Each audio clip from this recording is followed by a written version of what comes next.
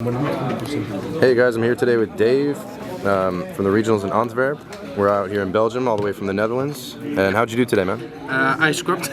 You scrubbed? I went X3, but I went X1, like less regional in Spijkenisse. Yeah, I was there, yeah, in Yu-Gi Wang. You were 4th place, right? No, I was third. 3rd place? Yeah, I was third with Joel and Jack, yeah? Yeah. And I played the same deck, almost same list. It's mostly inspired by like Pack's list, but it's like really solid.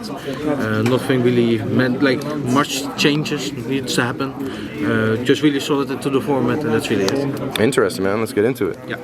So for your main lineup, you play the 6 normal summons, 3 Primera and 3 Tsudeya. You need to cap out on normal summons because of the match starter, but for the rest it's like a bit awkward to play 6 normal summons, of course. Okay. You play the 1 A3, the 1 Gargoyle. You need them for the combos. Like Gargoyle is really good because it's like essentially 2 bodies in 1, and A3 is of course for your like draw engine, because if you do your combo correctly you can draw up to like 1 to 3 cards every single turn, and with back to right hand traps it's just like part of your end board. Okay. For the backup engine I played the Bestial engine. I was considering like the Souvenir package because it's like better if you get interrupted somewhere, as in like you play 1 Souvenir somewhere. Didn't end up for me, but I was talking with a friend of mine, Lawrence, or like Dennis about it.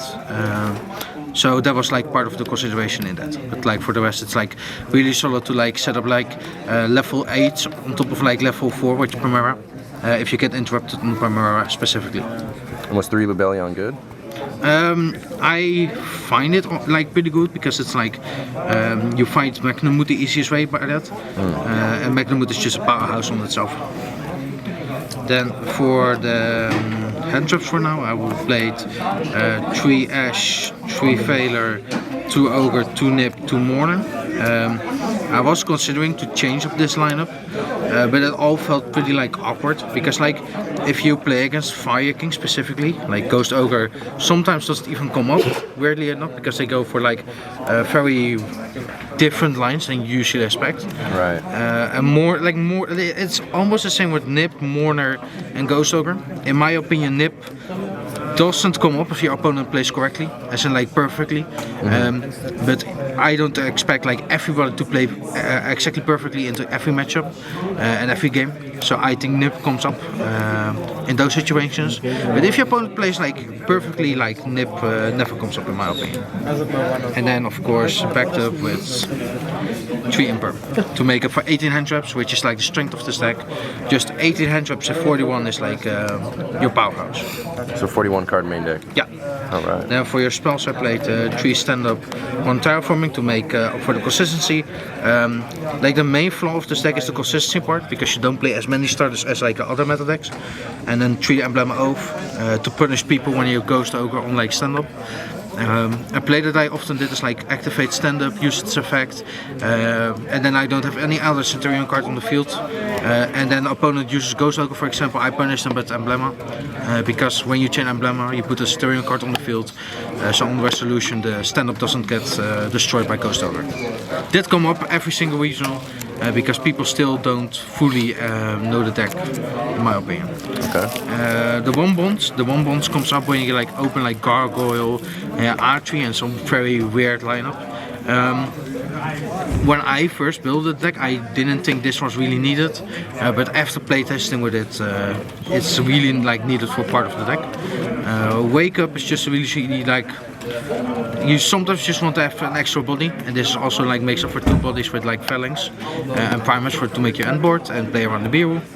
And 1 we gained for like Rebellion, of course. And then the 2 Phalanx. You need 1 to play around Nibiru, and also to make up the Crimson Dragon playing your own turn even. And the second one is there to search, of course. Alright. And to make up if you like draw 1 of them. For the extra deck, for like the Xyz it's only Typhon. This weirdly comes up where you just hard make it. I had some scenarios where you like just overlay the Axilla plus Legatia to hard make Typhon and you're not locked into summoning anyway.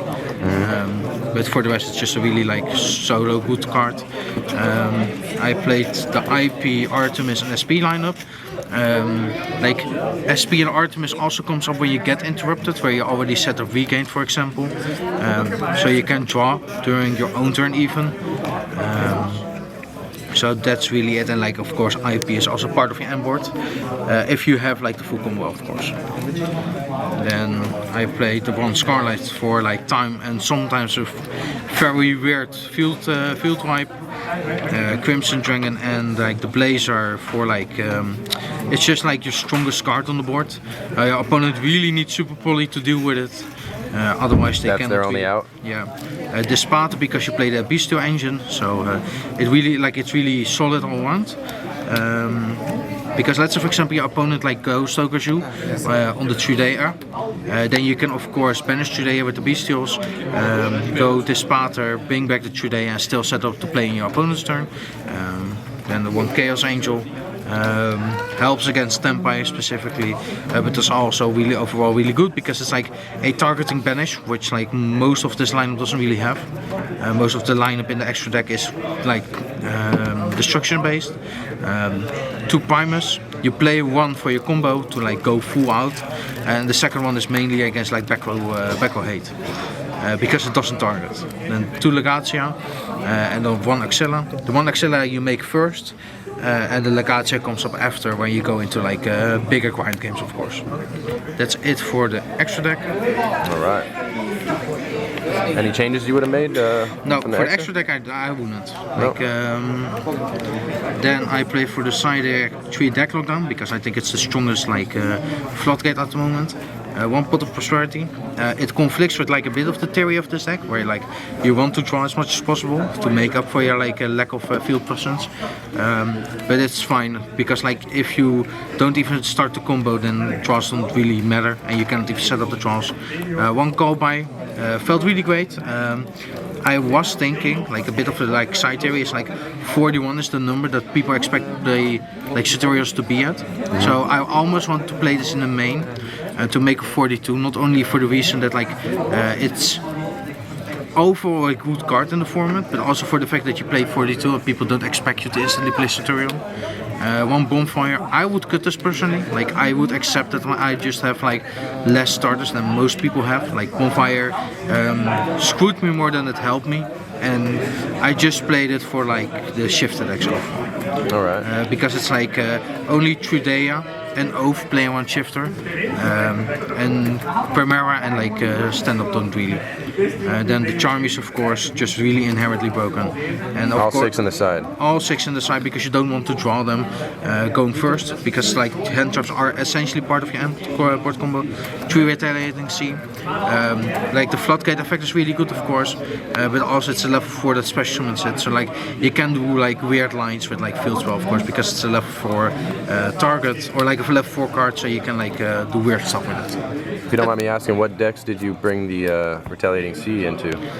So like especially like Snake Eye based cards, or like Snake Eye based decks. Because it's like you have the Azaminas cards that special summon themselves. You have like the Snake Eye Diabel, so that's like a continuous spell.